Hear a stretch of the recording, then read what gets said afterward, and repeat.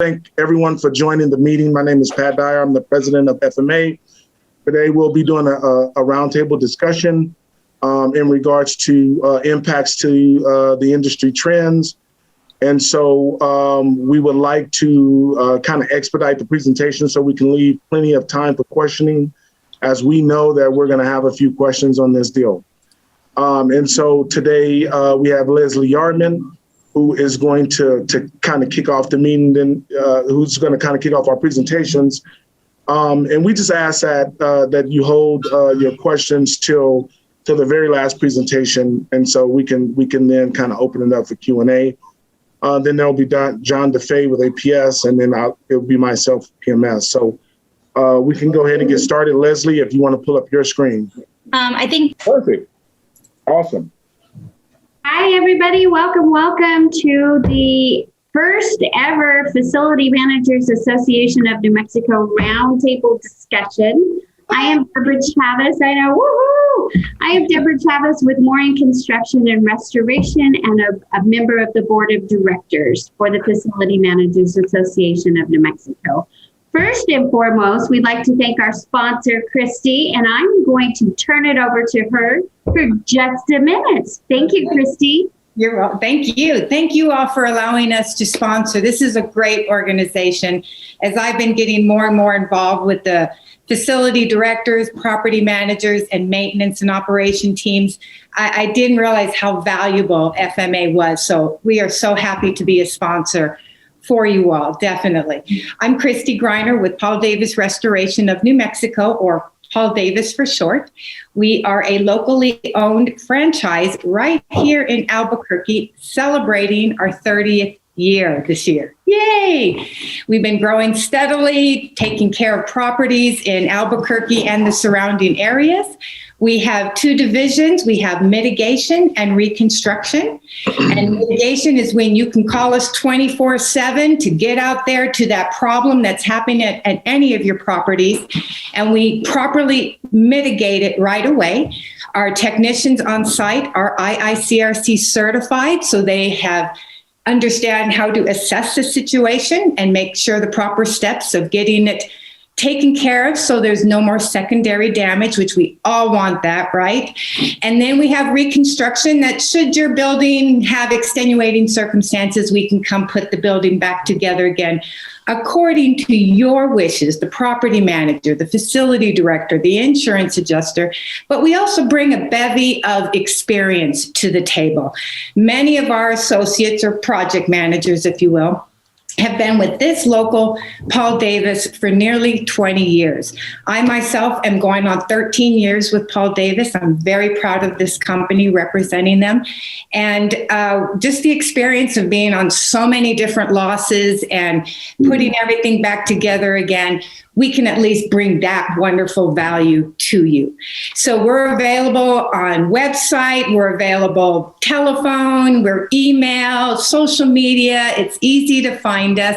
And if you'd like, I have also a couple of fun things that we offer. We offer continuing education classes for those who hold property management licenses, as well as we can do an emergency preparedness plan with, let's say you have a tenant that doesn't understand where your responsibilities end and theirs begin inside the room that they're leasing, if you will, should damage happen. And I can't tell you enough that is important for the tenants to understand, because the ones that we have worked with did not understand exactly where your responsibilities lie and where their responsibilities lie. So those are free to you all. And again, thank you for allowing us to be here, and take it away. I'm looking forward to the discussion. Yay, thank you, Christy, so much. We appreciate you sponsoring this event very much. So thank you again for joining us. Absolutely. Okay, also, just to introduce to you, we will have a moderator. Her name is Auri Vigil, and she is with RoofCare. So thank you, Auri. We appreciate you so much. All right, let's kick it off. Miss Leslie Yardman, Property and Facility Manager for Bank of Albuquerque. Take it away. I don't have anything to share. However, I'd rather just look at your beautiful faces. So let's get into the conversation. Bank of Albuquerque is part of BOK Financial, which is out of Tulsa, Oklahoma. We used to be part of Bank of America, but they split off, and the partner decided to house out of Tulsa, Oklahoma. So we're in 7 different states under Bank of Albuquerque, Bank of Texas. We just have the different names. One thing about COVID in the industry that happened last year, a lot of people just don't realize we were kind of a quiet entity, but we never closed. We were ones that always had to remain open, whether it just be drive-through or if we had customers within the building. We would limit it, of course, customers in the building if that were the case, but there was a time when we just did strictly drive-through. We figured out how important drive-throughs are now. But the other thing that kind of happened through last year as well is people really had to do a lot of online banking. And so a lot of people really got to figure out how easy, kind of, for some of them anyway, that it really is. So because of that, they did some restructuring. And so we ended up closing 2 of our branches because of the restructure and because of figuring out, you know what? People are figuring out how to do all their stuff pretty much at home, online, or wherever they may be. So that kind of had an effect on the banking. That's just within our banking industry. I'm not sure if anybody else had the same experience, but in talking to other banking facilities and branches, there was issues pretty much similar to what we were facing. The other thing that we had to come up with as facility managers was all of a sudden we became procuring. So we had to go out and find PPE supplies, gloves, masks, wipes, sanitizer. I mean, and that was very difficult at the beginning because, as you know, everybody was hoarding. You couldn't get anything anywhere. Staples, Amazon, you just really could not get it. And if you could get it, it was iffy. You may be waiting forever to get it. We fortunately had clients of the bank who stepped up to the plate throughout our footprint and said, hey, we've got supplies. You guys should start ordering from us. So we procured a lot of our stuff out of state. I did a lot of my stuff in Arizona. A lot of the stuff that did come was from Mexico, but I was able to get it. And we were able to ship in all the supplies that we needed for the banking centers. And then once we got all the supplies, then we had to go in and deliver it, make sure that they had plenty of supplies. And of course, at first, people were really paranoid. They wanted gloves, they wanted the whole 9 yards. But they figured out in the banking industry, you can't count money with gloves. It was very, very difficult. So that kind of went away, which was easier for us because we didn't have to procure the gloves. Kind of a small thing, but it became a big thing. In our smaller branches, we had to put the plastic shields. You guys have been places where you see the shields. When you have a branch that's 2,500 square feet, you need that separation because you can't allow people to be that close together. We may have 4 teller lines, but yet we could only use 2, and we still had to put up the shields for the fact that we did not want people to feel uncomfortable in that situation. So we had a lot of changes on that, a lot of stuff that came up with that. The other thing that came up with the branches is if someone did test positive, we had to go in, usually the night that they found out that the person tested positive, we had to go in and electrostatic fog the entire branch. And to kind of keep that a secret from the employees at the branch was very, very difficult because of OSHA requirements. We couldn't say, hey, we're in here to fog because somebody tested positive. We had to wait till the people were completely out. And the other thing, it freaked people out to see them come in their entire suit. I mean, they had to suit up, obviously. That fogging is not exactly conducive. I was in there one time when they were spraying. I was like, oh no, I got to get out of here. So we'd have to go at night, let them in, let them do their thing, depending on the size of the branch, how long it would take. And then we were able to lock it up that night, and then they were able to open the next morning. So that happened a lot. The bank alone spent in our seven states, we spent alone over $2 million on fogging alone. And we could do it one night. Somebody show up the next day, test positive, we'd have to do it the next night. I mean, it was just a constant issue because we wanted and needed to keep the banking centers open. So it took a lot of work. Thank goodness, knock on wood, it's kind of slowing down with that issue, with the numbers kind of dropping. So that's kind of nice. So with that being said, our industry did change with the closing of branches. It did change with the fact that we had branches with no drive-through. Guess what we're looking at doing now? Moving or adding drive-through. Because this could happen again, but it is critical now in the banking industry, and people still do not want to go into those banks, the branches, understandably so.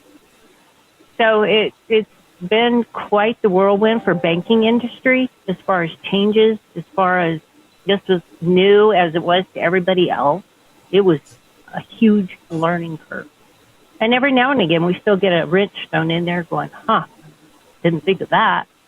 But we do have a big operations center here. Your P&M and your gas bills come here. We process those.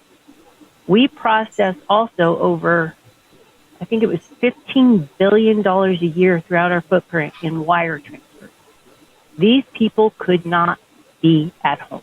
They had to be here. So social distancing within our operations center was huge. I mean, we put people everywhere that we could think of, have them come in different doors, have them use different restrooms. We could not have them in the same location. And now we're having to take temperatures. So now we have to go in, get temperatures, and have everybody, we have to send that to our HR department every morning, our temperature sheet. So we did close down one time on our operation.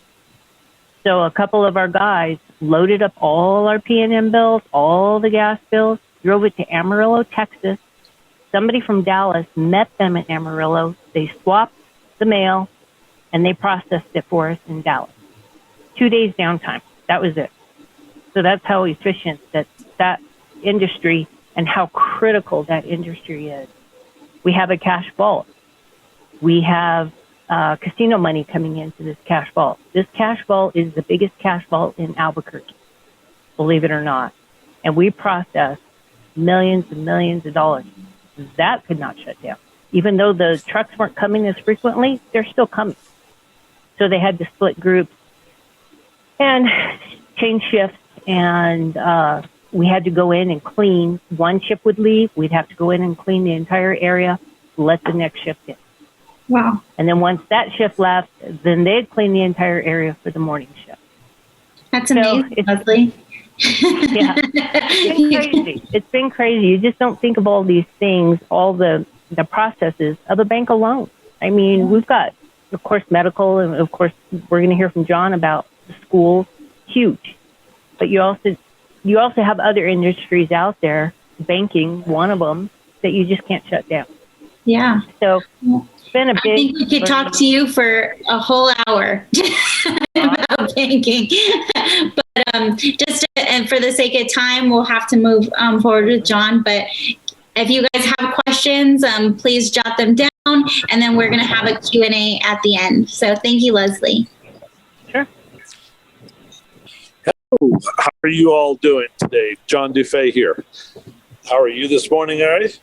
Hey, John. Good.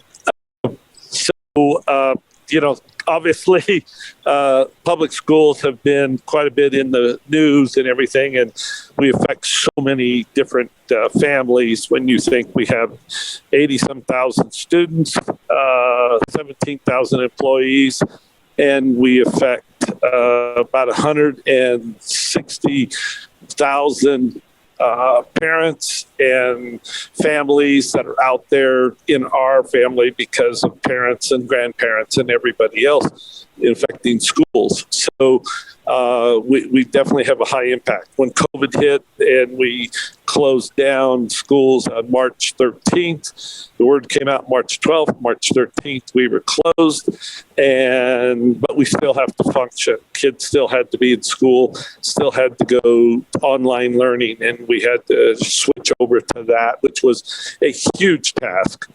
We've given out some 40-some thousand laptops and iPads and things to students. We're one-to-one at this time device. So every student that doesn't have a device from their own has a device from APS. We have, thinking about this, you're looking at 17.3 million square feet. We have 156 sites. We have over 5,000 buildings, and that equivalent to the 17.5 million square feet that we have, 8,200 classrooms. So it's been a huge task.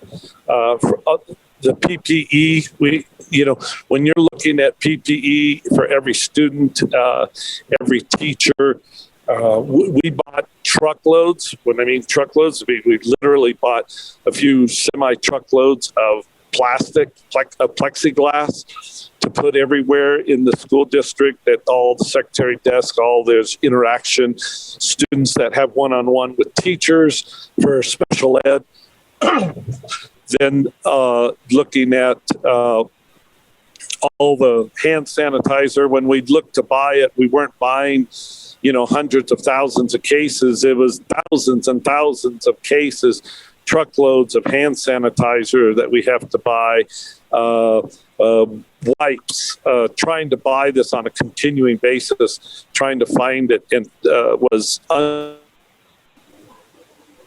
looking for masks. We were caught up in the N95 mask thing that the state got a contract, and of course they were fake. We've been very, very doing our due diligence, and we're on trying to verify the stuff you would not believe, and I'm sure you do know, but there's hundreds of thousands of dealers out there now in PPE that most of it's fake, or they don't have it, or they just started and they're just trying to be a middleman, and they make promises just to get the PO and to get this and that, and then all of a sudden, before you know it, it's not there. So this has been a challenge in trying to get all the schools ready when you have all the classrooms doing the COVID stuff. We do the cleaning, the fogging on a daily basis. We do the surveillance testing, and you have to remember we're doing over 3,500 tests a week. All of our employees, we're doing 25%. Our goal is 25% of our employees get tested every week. So we're doing about 3,500 to 4,000 employees a week of surveillance testing. And when there's a positive, which there are 30 to 40 a week, then we go into the fogging, we go into disinfection, they have to go into isolation. And then the cohort kids have to go into isolation because we have kids on site for special ed students. And with sports, where they work in pods of 5, if the kid gets COVID and they test positive, which they have been, then what happens is that whole group has to isolate for the 14 days. So they're out of commission for 14 days and that type of stuff. So it's really an ongoing challenge. It's not an 8 to 5 challenge. It's 24 hours a day, because when we have positive tests, that whole thing with the positive test end up being fogging through the night, and it's total fog. We have to go through a total fogging process procedure, the protocols that we create. So it has been a really difficult challenge for people in APS, for the students, for the teachers, and now we're trying to open school, and we have to do social distancing, and that's from the cafeteria to every aspect of the school, classrooms, playgrounds, everything. There's quite a bit. It's ongoing, and the protocols that we're using are changing by CDC rules. The HVAC systems that we're doing, filtration, air movement with old systems, new systems. A lot of this stuff we're restricting airflow, so then people are upset about that. So you don't get the airflow when you start going to thicker air vents and all that stuff, as well as the filtration, as you know. So well, thank you. It's an ongoing basis. I appreciate you kind of giving us that overview of what APS has been challenged with. I'm sure we're going to have tons of questions for you during the Q&A. So just to save some time, we'll go ahead and turn it over to Patrick Dyer. Okay, I'm going to go ahead and share my screen and let me know if you guys can see it. Give me 1 second here. And I'll breeze through a lot of the information that I'm going to share with the group. I realize that we're on time restraint, so let me go back here. Okay, everyone can see it? Can everyone see my screen? Yes. Okay, perfect. All right, so I'm here on behalf of on the medical side of the house, which is, as you guys know, is nonstop. PMS, Presbyterian Medical Services, is not the same as Presbyterian Hospitals. PMS was established back in 1969 as a 501c3 nonprofit corporation. We're not the same as the hospitals. However, we work in conjunction with the hospitals statewide. We have over 100 plus facilities. We offer numerous services as well. We offer supportive living, senior centers, home meal deliveries, primary care, medical, dental, behavioral health, pharmacy. We also offer school-based in our early Head Start programs, and we also deal with a lot of the reservations in terms of IHS and TOTA behavior health. We also offer, like I said, early childhood programs as well, joint intervention programs, sobering centers, collaborative projects all throughout the state, okay? PMS primarily has over 120 facilities in every county in the state of New Mexico. We have over 1,400 employees. We do focus, our primary focus is on medical, dental, BH, and early childhood development.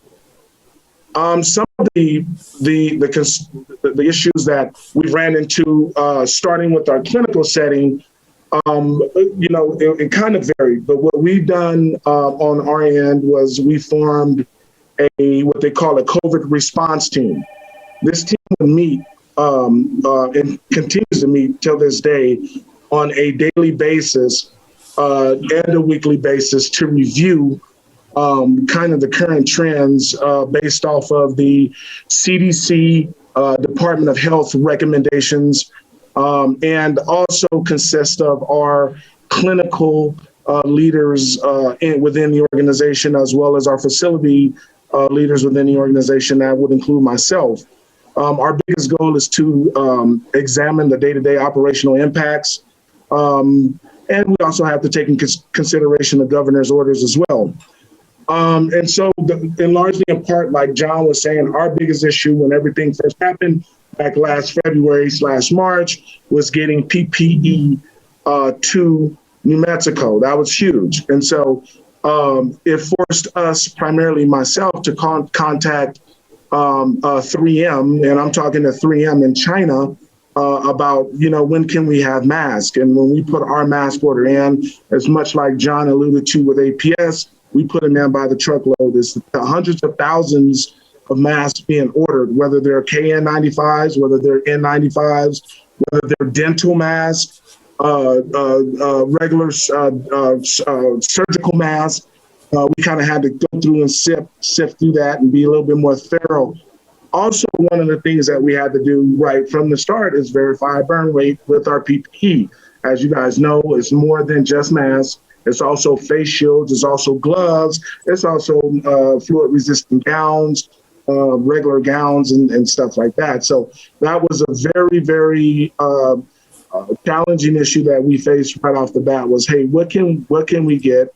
and on the clinical side. Now, from the facility standpoint, the structural impacts that that we faced, according to the governor's requirements and mandates, was everyone had to wear a mask. So, initially, we required everyone to, we wanted to limit the in-person contact because we had a lot of folks out there who were not wearing proper masks, right? You had some folks putting their chin in their shirts, right? You had some folks who were cutting up because we didn't have enough masks out there supplied to the public. You had folks out there cutting up pieces of cloth and kind of wrapping them around their face until New Mexico and the Department of Health was able to receive a proper shipment of masks, and that was dispersed out to the public. So what we had to do is go in naturally and create plexiglass barriers, much like Leslie mentioned, to protect our patients and staff. What we decided to do was that there was a client that needed help and wanted to be seen. We kept them in their vehicle, kept a distance in between them being inside the facility, asked them COVID-related questions, and if they seem like they can pass it, we were able to see them individually in the facility. Another large thing that we ran into in terms of PPE was our hand sanitizer. We ran out of hand sanitizer. It wasn't enough being produced initially. And so we had to reach out to some of our manufacturers to kind of ramp up, and they did so. John mentioned HVAC. John mentioned that, and that was very true. That was another big thing that we had to look at. The MERV 13 filters versus ultraviolet light, versus if you have a swamp cooler versus if you have a commercial unit, a mixed combo unit. Those are all factors that we had to consider. CDC was recommending that we go with a certain type of filter, which is the MERV 13. However, if you have a swamp cooler, what are you going to do in that situation? So we had to look at that. In the medical setting, we also had to look at negative pressure rooms, which are typically used for our surgical location rooms that we designate. So we didn't have an issue with that, but they're typically not used in our patient waiting rooms. So, we had some recommendations on creating those type of rooms to have people sit and wait. And the end result was that we did consider that, but we decided not to kind of go and create all these negative pressure rooms everywhere. We didn't think we needed that. We can have folks wait outside. The other thing that we did is our testing. As you guys know, a lot of folks who are tested, they are tested outside of the facility. And so you have like these drive-through testing areas, right? So if you go to like Balloon Fiesta, what PMS has done, right, is created a mobile test lab that drives around the state and tests folks, right? And we test anywhere from 5,000 to 7,000 folks on a weekly basis. And so we do a mobile testing when we get out into these rural communities that don't have these large mega testing sites like a Balloon Fiesta. If we're somewhere in Catron County, we're able to go out and test those folks out there to make sure that is accommodating and is something that region is receiving the necessary support in terms of testing in.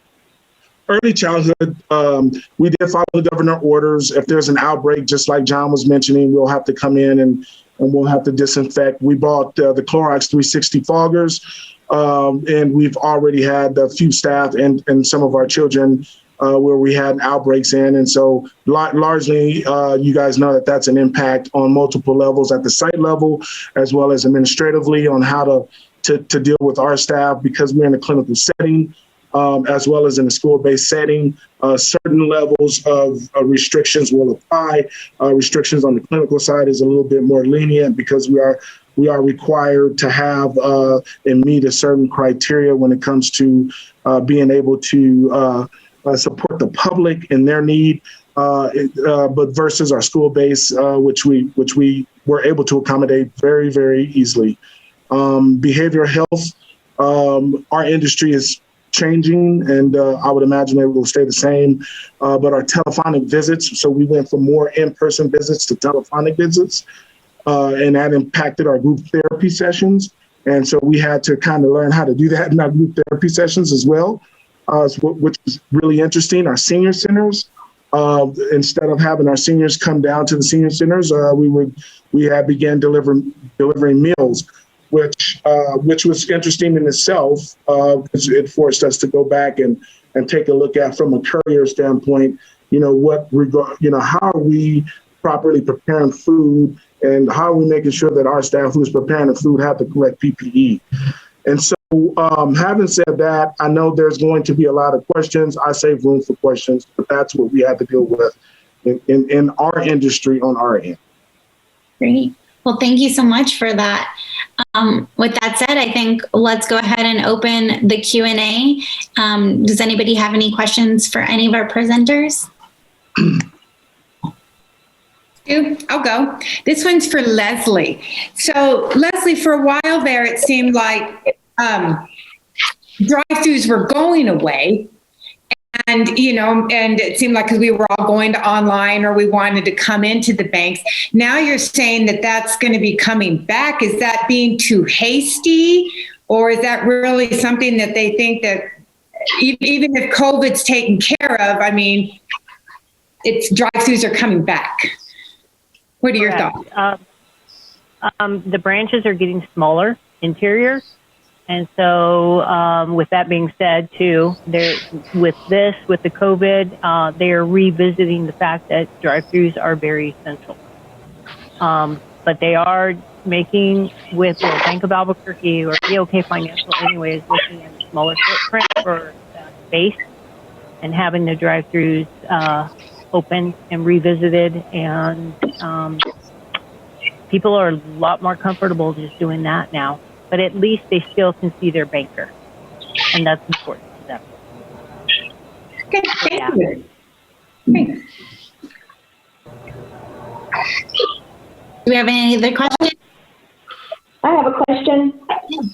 So, John, you mentioned something about restricting airflow, and that was something that was a little confusing on the HVAC side. We really couldn't get really good information at first. CDC really didn't come out with anything. And then it said, you needed to have it a certain temperature. Then they talked about the amount of airflow, and I understood that it was to be more airflow, which to me didn't make sense.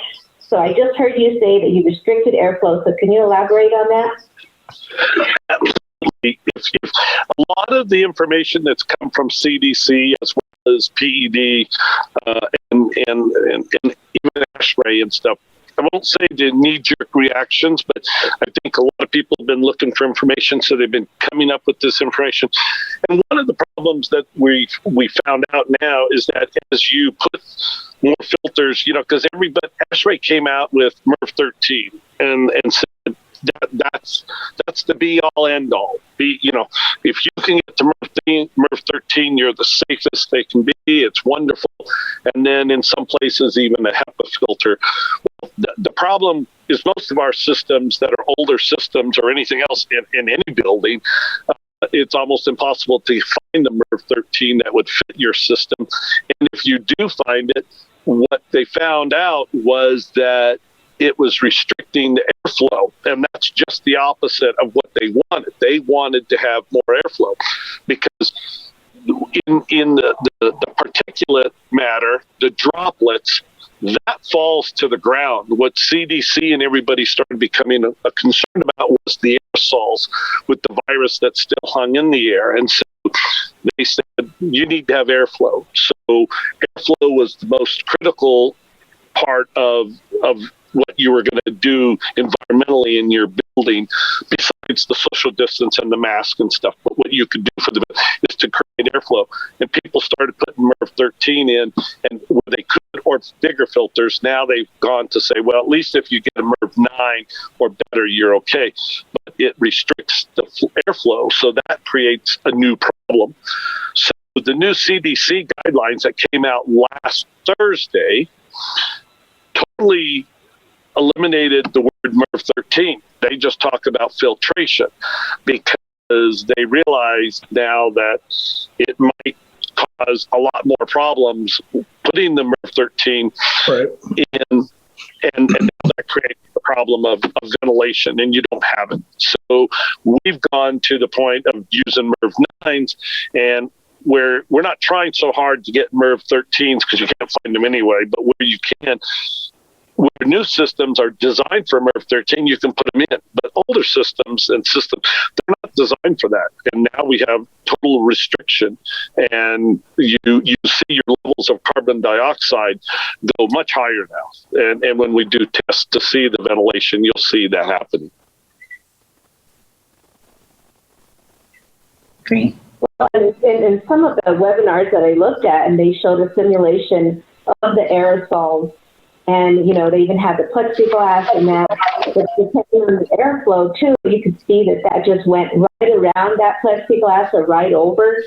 And so that part was just confusing to me on why we wanted more airflow. Yes, it is. Yeah, I mean, you can find a reason not to have airflow, because the airflow does take the particulate. But in the long run, what CDC and ASHRAE were saying is through their laboratory test is that airflow is better than not having any airflow, just because you can then knock it down. Aerosols can linger in the air. What they're trying to do is get them to move around and get picked up through the return air. So if you can have some airflow instead of it lingering, that's the whole point, is not have the aerosols linger around. One of the things I do want to just say real quick and just real fast is that the other thing I forgot to tell you is that we're doing now at APS is we're doing the shot clinics, the vaccine clinics, and that we're working with our different pharmacies, and we're running with the Department of Health 3 to 4 days a week doing shot clinics. So that's another task that we've taken on, which has become a huge task for us and not easy. It's very difficult, but it's probably the best thing is that we're able to get some vaccines out where we're doing anywhere from 500 to 1,000 a day on when we do the vaccines. Crazy. Okay, any other questions?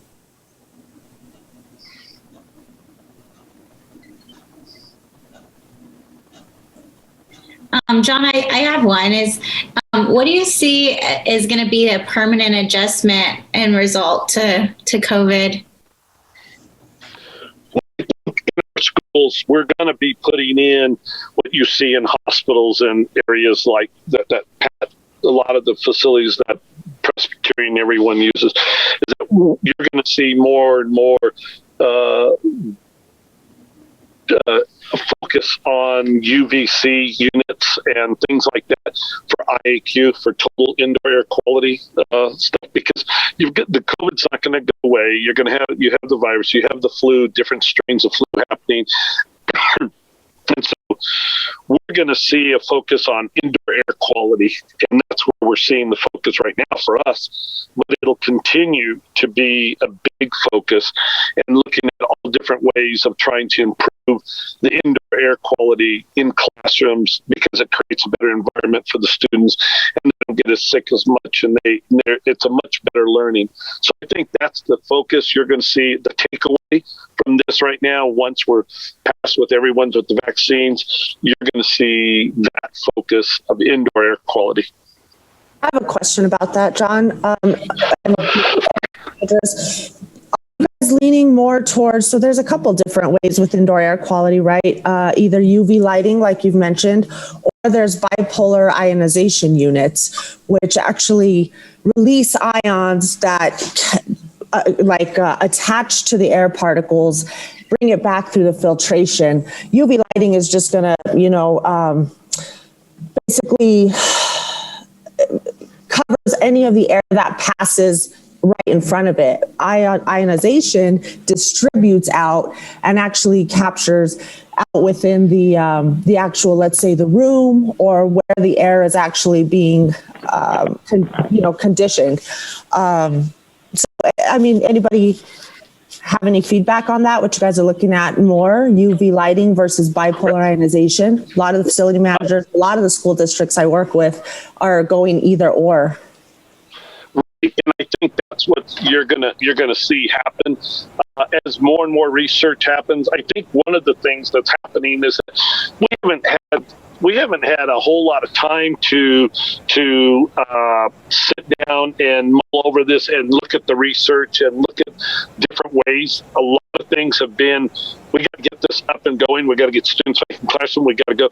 There hasn't been, it has been a whirlwind since, and where you're doing work 16-hour days. We have crews working. We're still doing all of our work orders, but we have those issues where we're trying to look at it. And I think trying to find the correct solution. I think there's a number of solutions, but ionization seems to be one of the big solution that's going to be present out there that we're going to have to really give some serious consideration to.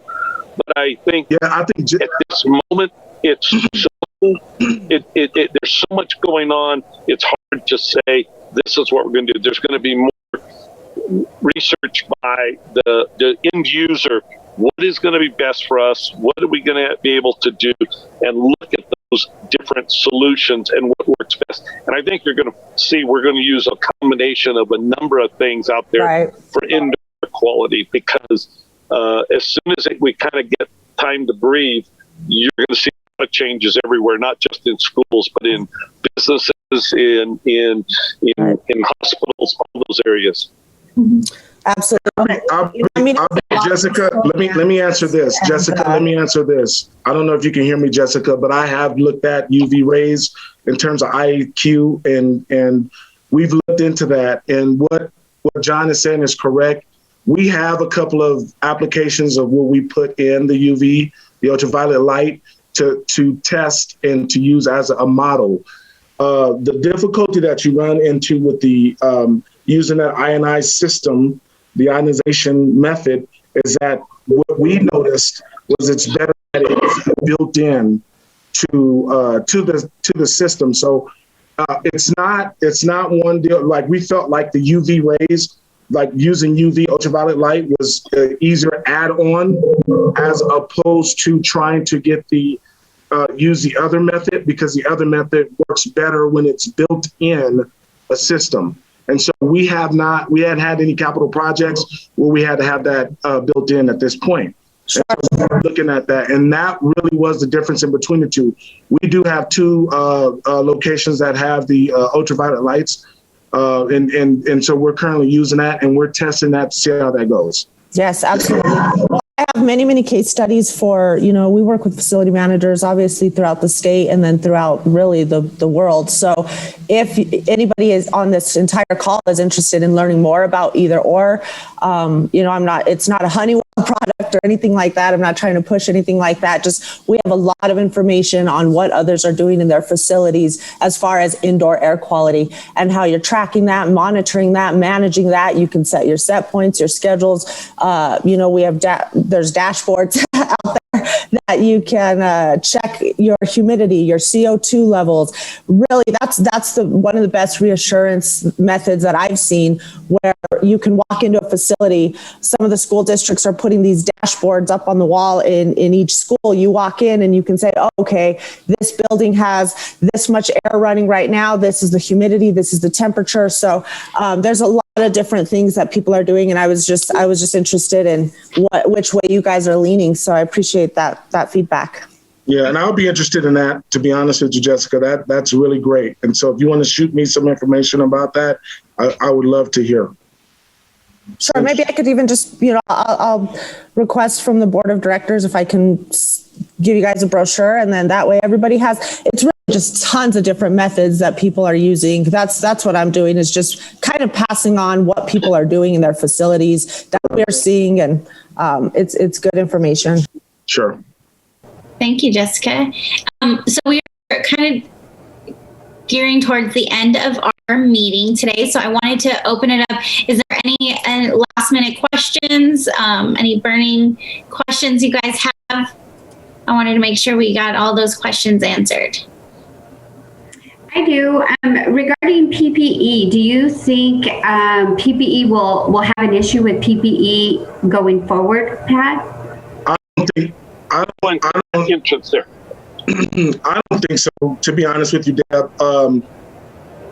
So our government is now working with some of our top PPE manufacturers in the world, which one of them being 3M.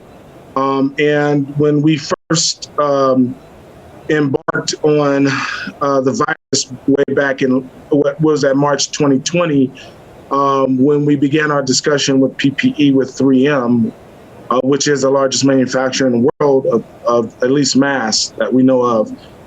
Our government mandated a certain amount of masks to be produced for United States, and also a supply to be held in the coffers of the United States. So if we ever have a mass outbreak again, we have enough supply to last. There is a shortage in the industry with gloves. And I'm sure that you've kind of heard that. So glove manufacturers are kind of ramping up their efforts to make enough gloves. And so we have leading manufacturers who produce to certain industries like the dental and or like medical or both. And so those manufacturers have been mandated to ramp their efforts up as well. I don't foresee it being a issue largely in part. I think nowadays you can go out and at a gas station and buy masks now. You can go to Walgreens or Walmart and they have them now. So I don't see it being an issue. But I think what will happen as a result is the in-person to person contact, like when it comes to your medical visits, will be greatly reduced. Unless kind of like on a need to do basis, so to speak, right?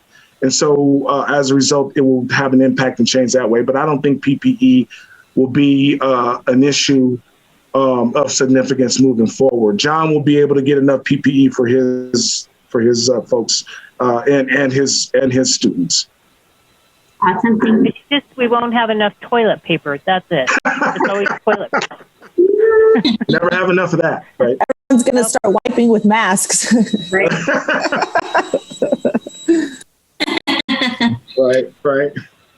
Right. Which was really interesting, right? We were short of toilet paper, right? I mean, I remember, and people, I think, assumed that because we were not going to be able to come out the house, that they were going to be short of toilet paper. But I know the toilet paper industry, especially the local one here, like Rose's, we're very happy, right, at that time, right? It was kind of an interesting effect because I talked to some folks and I said, why are you stocking up on toilet paper? And no one had a real clear, definitive answer. It was kind of a strange thing. Besides, I don't want to run out of it. And everybody else is grabbing it. And it was the same thing with hand gel, right? I don't want to run out of it and everybody's grabbing it, So just kind of interesting. It's funny. Well, on that note, we'll turn it over to Deborah. I know she's got some updates for upcoming events and other things like that. So, Yes, thank you guys. So we're hoping to see you next month. We will have William with Trimco here giving us some great information. And then also the following month, RoofCare will be here. So we're looking forward to that. And also we are planning some outings hopefully soon.